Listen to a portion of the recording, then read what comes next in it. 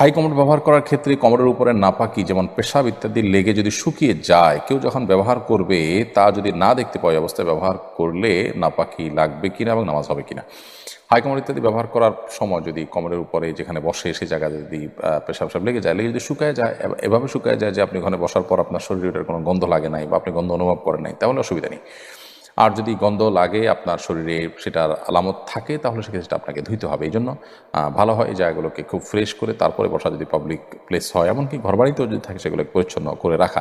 আর আসলে এই যে পশ্চিমা পদ্ধতি, এটা আসলে একে তো আনহেলদি পদ্ধতি, অস্বাস্থ্যকর। পায়খানা মানুষের ক্লিয়ার হয় না, নানান রকমের রোগ এখান থেকে তৈরি হয়, সে সাথে এখানে অপরিচ্ছন্নতার ব্যাপারটাও রয়েছে।